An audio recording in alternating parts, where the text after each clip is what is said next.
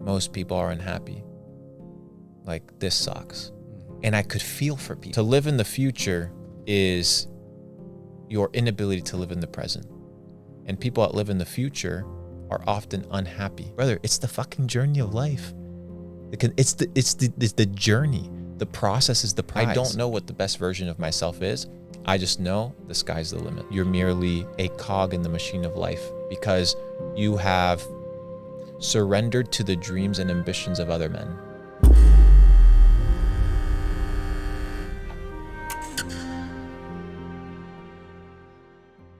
In the opposite of us, we have a special guest this week. This actually tonight. Normally we do recordings during the daytime, but you just came out of a flight. Luke Belmar. Just arrived from Albania, brother. So Albania. It's good to be here. Man, straight to the studio. From one studio to the other, brother. Yeah, great to have you here, man. Thank you for having me, gentlemen. Welcome. Someone has to look at him or herself and ask what or who they want to become. Like, what is the person in 3 years, and how do you want to look? Who want you to be? And I'm really curious. Like, when you were like 16 or 18, now you are like, how old are you? 28. 28. So 10 years ago, when you were like 18, who do you want to be? Like, what kind of person? The best version of myself. And who was that for you? I have yet to tell you, brother. Mm-hmm. I'll let you know when I die. It's a work in progress.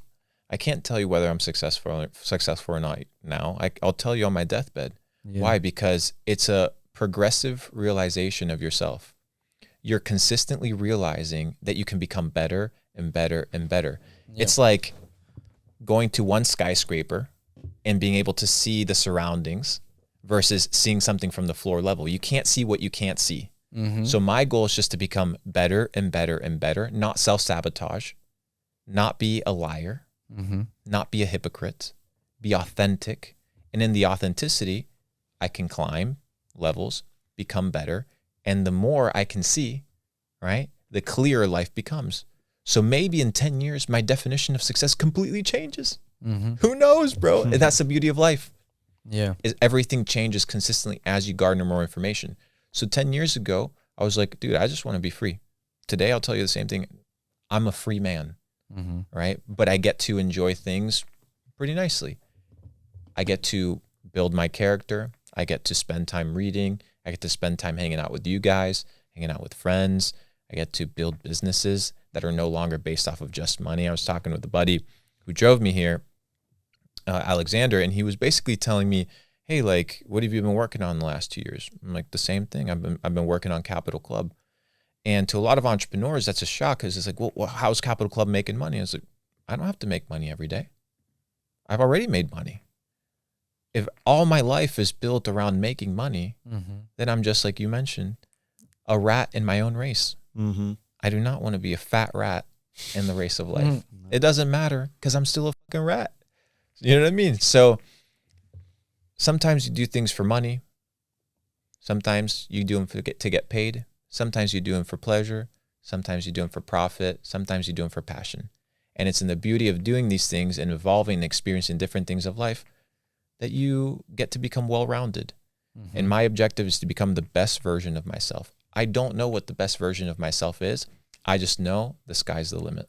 Yeah. And when you ask those questions, right? Like, you're reflecting on yourself and you ask the questions, why I'm doing this, or why am I getting mad, or why am I feeling these emotions? A lot of times we have a lot of conversations about this. You can ask the question why, and you can have the answer, but then you have to do something with that answer. And when you have like a busy life, you have not a lot of energy left, not a lot of attention or time left. And to then like change your character because you ask a lot of why questions. So you know that you can become better, right? Maybe you want to quit smoking. Maybe you want to exercise more. Maybe you want to eat more healthier. But it's not always the time to do that, right? Or do you think that when you have the realization that you can do better, you have to do better? How do you think about that? I think that there's a season in life for everything. Mm-hmm. There's a season for money. There's a season for fun. There's a season for hard work. You have to determine that season based on your goals, right? So for me, at some point, right, I realized that my health was more important than the money. Why? Because I began to understand what wealth was by definition. Wealth, people are like, oh, this person's wealthy. Well, what does it mean to be wealthy? What does it mean? Is it just money? Mm-hmm. That's what everybody's told us. Oh, this person's wealthy. You know, they're a billionaire, they're wealthy. But are they really wealthy? Or are they just a person that has money? Wealth, by definition, my friend, is not money, it's abundance. Abundance. Do you live an abundant life? Are you healthy? Do people love you? Do you love people? Do you walk around with joy and gratitude? Are you financially stable? Are you free? Do you have the ability to do what you want, wherever you want, however you want? Mm-hmm. This is wealth. Wealth is abundance. So if you're lacking in an area of your life to create true wealth, you should focus on those things, right? So at some point, it's okay to make less money so you can spend more time developing your health. At some point, I was talking with a guy out of Singapore. We had a conversation for Capital Club. It's coming this summer. And he's done over $700 million in real estate development and has sold that, right? Like a fuck ton of money. And he said, people spend 20,000 hours developing their business skills, but they don't spend a single hour developing their family skills. Fact. And he's like, isn't that important? And I'm like, yeah, bro, it's fucking important. He's like, yeah, so I already put in my 20,000 hours in business. I'm going to spend 20,000 hours with my family to develop how to be a good husband and how to be a good father and how to be a good man. Why? Because he understands what wealth means, abundance.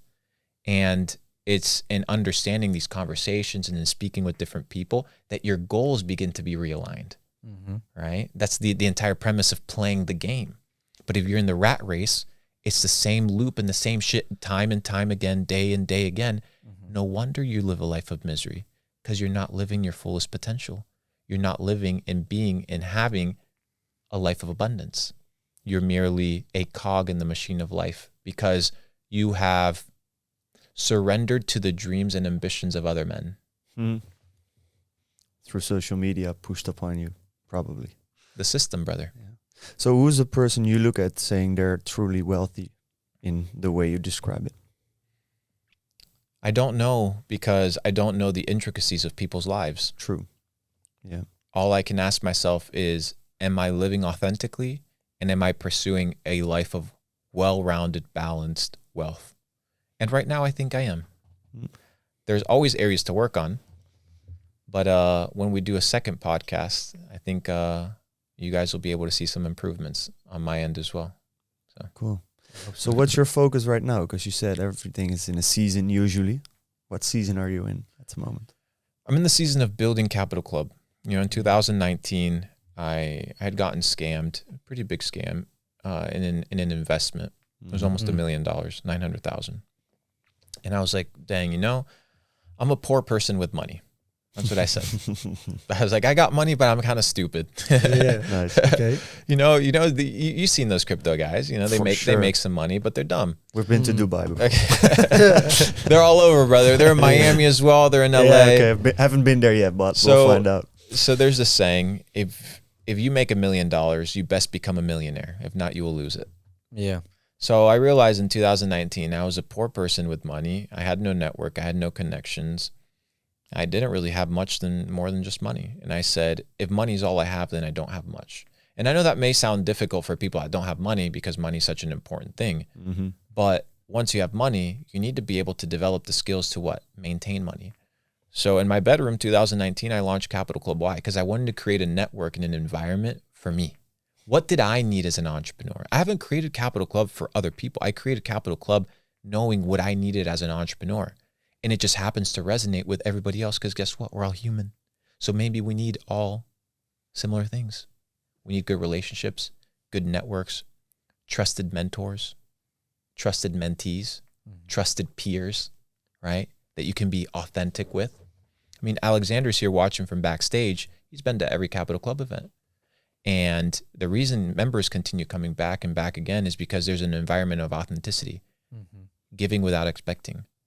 And my entire premise was to create that. So I created that in 2019, and that's kind of what I've been working on for the last couple of years. But I was working on it from the elite perspective, right? It was, the membership was $15,000.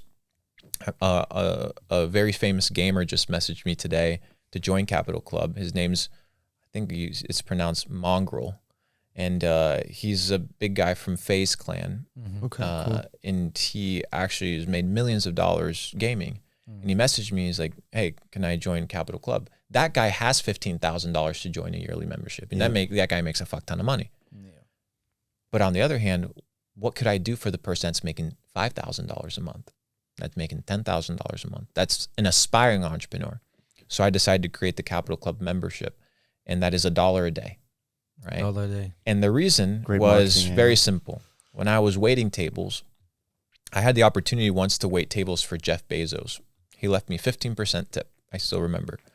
He didn't interact with me. I didn't interact with him. But I was working in an environment where a lot of entrepreneurs came, a lot of businessmen came, a lot of people that work for the government. There's a lot of important people. And once, I caught the attention of this one guy and I said, hey, can I take you out for coffee? And he said yes.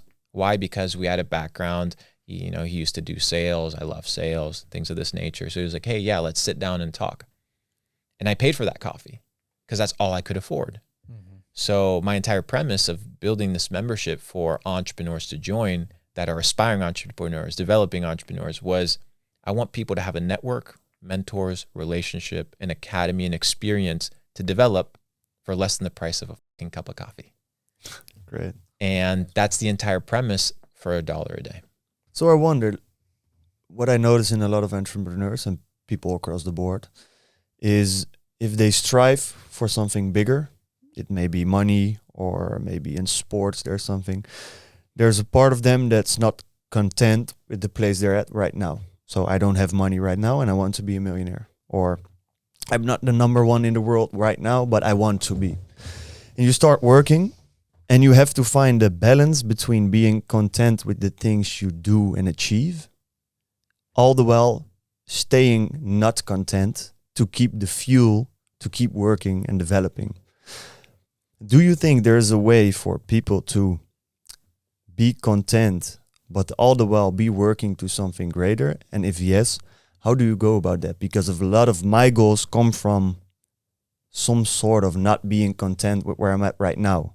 May it be the money I have, the body I have, a lot of things. And if I would be content, I would be like, well, fuck it, it's fine.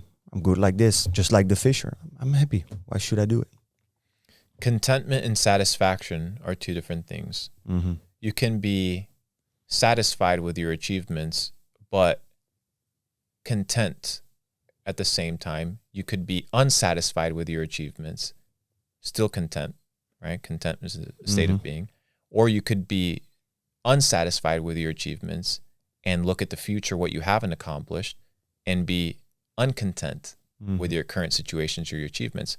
Instead of looking at the future, right, what you haven't been able to achieve, looking into a future that you haven't created, look into the past and realize how much progress you've made, how much better you are today than you were before, and let that progress fuel you to continue working towards becoming the next version of yourself. Brother, it's the fucking journey of life. It's the journey. The process is the prize.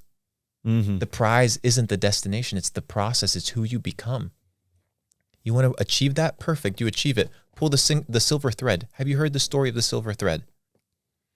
There's this tale about the silver thread. This small boy, he's about to go to school and he's not content. He doesn't want to go to school. As he goes to school, he encounters an old lady, right? And the old lady says, well, if you pull from this ball of yarn that's silver, you can pull it and time will pass. So he's like, well, I'm going to pull it because, I don't want to go to summer. I don't want to be in school. I just want to go to summer. So the little boy says, okay, I'm going to take this. And the old lady says, hey, but there's a catch, right? Once you pull the thread, you can never go back. You can never go back. You can only go forward. but you can pull the thread as many times or as little times as you want. So the little boy pulls the thread, boom, summertime. He says, oh, well, this is a great thing. You know, I was able to skip the entire year of school. He's like, well, what if I skip all of the years of school? So he tugs again, boom. University. Oh, well, university's tough, you know, and maybe university isn't for me. What if I can just get straight to work? Boom. Tugs the little ball of yarn, slowly turning from silver to copper, decaying in color because it represents time. He says, you know what? I'm in the workforce, but I'm unhappy because I'm alone. Let me pull this thread eventually to be in a relationship. Pulls the thread, boom, married.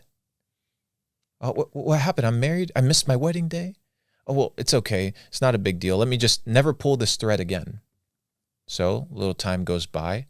Eventually, his wife gets pregnant. The wife gets pregnant, has the baby, but then the baby begins to yell and scream. Oh, man, I have to deal with this baby. Let me pull the thread till the baby's grown up a little bit. Pulls the thread, the child grew up. Eventually, he realizes at an old age that what happened? That he wanted to fast forward all of his life, that he wasn't able to experience it. Now the story continues, but the premise is very simple. To live in the future is your inability to live in the present. And people that live in the future are often unhappy. Why? Because they want to be something that they're not. Look at the past, look at who you've become, the progress that you've made. And if you haven't made a lot of progress, just be happy at the fact that you're fucking alive. Because you have the chance to make progress. And live in the present moment, here, now, and use your time, energy, and attention, my friend, to pursue your goal. Interesting. Great answer, man. Great advice. I like the story. Yeah, I'm wondering as well, listening to you recite some of these stories and have some, I think, very great quotes. How do you go about having these stories or quotes stored somewhere in your mind? Do you go about writing them down and remembering them? Or how do you have all this knowledge just to scoop up and tell when you're in a podcast? I think you're a great storyteller. Did you train that? Or have you always been a great storyteller? The more you know, the more you know. True. So just spend time focusing on knowing more things. Mm-hmm. An idle mind is the devil's workshop. That means that an empty mind is open for mischief and doing bad things. When you occupy your time in developing your mind, your spirit, your soul, then that is what reflects. There's a verse in the Bible that says, out of the abundance of the heart, the mouth speaks. Right? So when you see people talking, and it's a reflection of what's inside. Mm-hmm. Right? So the question is, how do you change your heart? How do you change your mind? Mm-hmm. Well, it's the sources of information that you listen to, the truth that you believe, what you spend your time, energy, and attention focused on learning and leveling up and discovering. So focus on developing self, and self will develop. If you want to be the best podcast host, do many podcasts. It's the only way. Mm-hmm. If I want to be a great podcast guest, well, I have to be in many podcasts. I remember doing Instagram lives, back in the day with people that would listen to me. There was 14 people, right? Now I'll turn on my Instagram. I do an Instagram live. I'll have 3,000, 2,500, 5,000 at times. But like I mentioned before, the destination everybody looks at, right? Nobody looks at the process. But when you look at the process, that's the prize. And the truth is, the price of progress is pain. The price of progress is pain. Most people do not want to experience pain. They like comfort. So if you want progress, you must be willing to, in the process, experience pain so that you may achieve your goal. What is pain for you then? Because it is like mental pain, right? Most of the time. Of course, you can have like physical pain, but if we talk about mental pain, can you give some examples for you? Like, what are some mental pains that you have now during the days that you are here or when you're working? I mean, they're human things, You can live in the future. You can compare yourself to other people. You know, I was walking in Dubai, and there was a guy that was walking, and he goes to a bench, right? And he starts doing push-ups, you know, arms against the bench, and he does 4, and he gets up, and he walks past me. I'm like, bro, you only did 4. You're super weak. And he's like, and he started giving me reason. No, I only did 4. The bench was broken. I'm like, and I looked at my assistant. You see, I said, even people that are strangers, they're always trying to justify their actions to others. Mm-hmm. So you always have the pain of comparison. It's easy to compare yourself in the age of the internet to other people. I'm human. Mm-hmm. The pain of living in the future, right? The pain of, we talked about this, of speaking down on your past achievements and what you could be, you should be, but you aren't. Mm-hmm. There are many pains that I experience, but I think you can liberate yourself from a lot of these things by living in the present moment, by being here right now. Because when you were a kid, you didn't experience, like, yeah, there's people that have bad childhoods. I'm talking in general. Mm-hmm. Let's say you live a decent childhood. Most children, they live in the present moment, right? Whatever they're doing at that time, that's what they're doing. This idea of living in your head, right? Mm-hmm. Doesn't exist. You know, I have my team, sometimes they're like, oh, well, and they see me like looking out into the sky or whatever, or looking like blank, and they're like, well, you're thinking about everything, aren't you? And I'm like, yeah, bro, I'm fucking thinking about everything, right? Mm-hmm. So sometimes I have to catch myself living in a state of pain, but often, like the Buddha says, being in a state of pain or living in a state of anxiety or in a state of suffering comes from attachment. Right? So when you're attached to things, attached to people, attached to identities, attached to philosophies, attached to all these things, then you end up being in a situation where you experience pain. But you don't have to experience suffering if you live in a state of what? No expectation, where you're just living life, taking it day by day, step by step, and enjoying yourself. The Buddha taught this, so it's his wisdom, not mine. Yeah. It's quite a lot of stoic thoughts as well, right? A bit of the interesting. So, have you ever been into stuff like mushrooms or stuff, so psychedelics? Because a lot of people that have found themselves have done so through using some psychedelics as well as meditating, whatever. Have you done such things? Many. Yeah. Really? Yeah. If you have a sober mind and you're clinically well, I recommend everybody go through a journey of the medicine of mushrooms. Mushrooms? Yes, absolutely. Did you also try like LSD? I haven't tried anything synthetic. Everything that I've tried comes from the earth. And the reason I'll explain it why, it may sound a little pseudoscience or crazy, but the mycelium network, right, the network of the mushrooms, it carries data and information. It carries information and data on the earth, the history of the earth, the people that have interacted and walked on the earth. It carries data. That's why I use the word data sets. Right? You download data sets from the universe. It comes from the mycelium network. Because sometimes you get an idea, but how do you know? And people are like, oh, I'm a genius. Well, how do you know that idea is yours? Maybe you're not a genius. Maybe you were in the right place at the right time to capture that idea and that thought. So what the mycelium network does when you consume mushrooms is it gives you access to a different frequency to tap into what?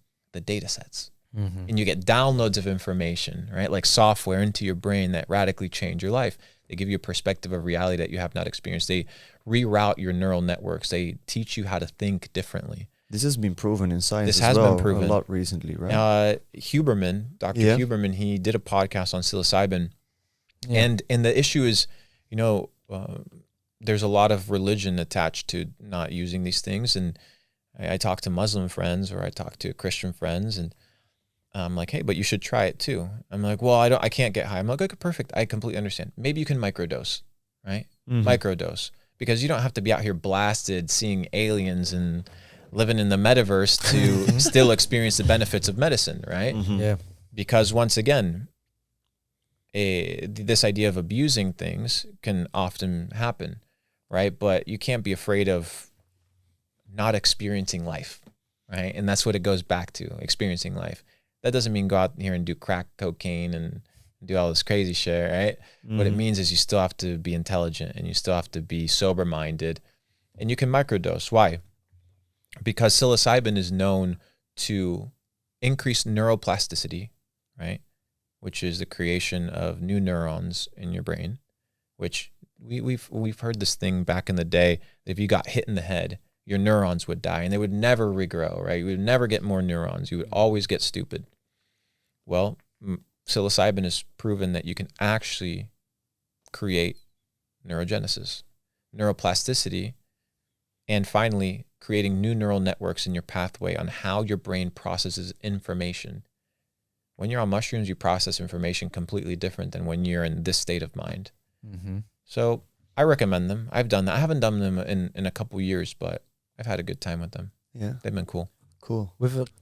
Did you have like a certain kind of purpose with it? A goal? When you are like the first time, no. Yeah. The first time, no. Just The first time, experience it. well, the first time it was my brother, Mr. Belmar, Nate. He was like, bro, like you have to try this. And I was like, okay, like sounds good. And my epiphany, I'll share it. This is the first time I shared my epiphany. I started crying on my first mushroom trip. And I cried because I felt sorry for people. I felt sorry that people were living sad lives. And that was the entire mushroom trip. That was 8 hours. But I was in that mental loop of sorry for people. I'm like, dude, like most people are sad. Most people are unhappy. Like this sucks. Mm-hmm. And I could feel for people, right? Because when you're on your phone, you're so self-absorbed. You're so focused on you.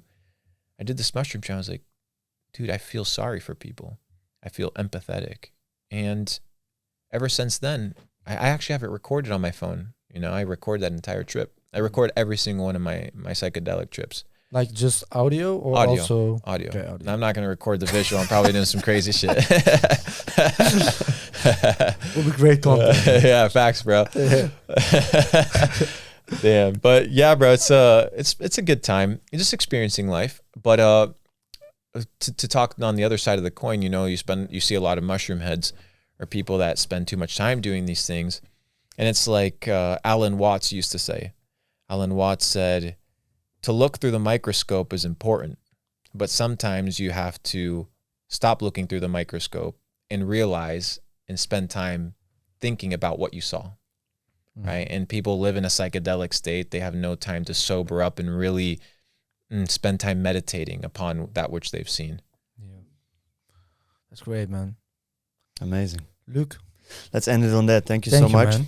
Thank Love you, your gentlemen, quotes. for having me. Yeah, man, I've thoroughly enjoyed listening to you talk, and would love to have you back sometime if you've developed even further. And for everybody watching, the Capital Club, just check it out. If it's open already, we'll just put a link down below, and they can check it out themselves. Thank you, boys. Thanks for having me. Thank you. Thank you, man. Ciao. Earlier in the conversation, Belmar emphasized the importance of continuous self-improvement and authenticity. Reflecting on his own aspirations at 18, he stated his ongoing goal is to be the best version of himself. He views success as a progressive realization and believes true wealth encompasses health, love, joy, financial stability, and freedom. After losing nearly $1 million in a scam, he realized the importance of developing skills to maintain and grow wealth. This led him to create Capital Club, a network for entrepreneurs to foster relationships, mentorships, and authentic interactions. Initially for elite members, he expanded it to be accessible to aspiring entrepreneurs for a nominal fee, providing valuable support regardless of financial status. Belmar stressed the importance of balancing personal and professional development and aligning one's goals with different life seasons. Belmar discusses the balance between striving for greater achievements and being content with one's current situation. He observes that many entrepreneurs and individuals push for success because they are dissatisfied with their present circumstances. The challenge is to find contentment while still being driven to improve. He differentiates between satisfaction with achievements and overall contentment, suggesting that one can be content while still striving for more. But he illustrates this with a story about a boy who can pull a silver thread to skip forward in life, only to realize in old age that he missed experiencing his life by always looking ahead. The lesson is to appreciate the present and the progress made so far, rather than constantly yearning for the future. Belmar emphasizes the importance of living in the present, learning from the past, and using one's time, energy, and attention to pursue goals. He concludes that the journey and process are the true rewards, not just the end achievements. pain and discomfort are part of progress, and embracing them is essential for growth. Belmar discusses the concept of mental pain, highlighting that it's often rooted in comparisons, future anxieties, and negative reflections on past achievements. He emphasizes the importance of living in the present to alleviate these pains, as children do naturally. He references Buddhist and Stoic philosophies, which teach that attachment and expectations lead to suffering. By letting go of these attachments and living day by day, one can reduce mental anguish. The conversation then shifts to the use of psychedelics like mushrooms for personal growth. Belmar advocates for their use in a controlled, purposeful manner, citing benefits such as increased neuroplasticity and altered perspectives on reality. He shares a personal experience where a mushroom trip led him to feel deep empathy and sorrow for others, contrasting with the self-absorption common in daily life. He advises that while psychedelics can offer profound insights, it's crucial to take time to reflect soberly on these experiences rather than continually seeking them.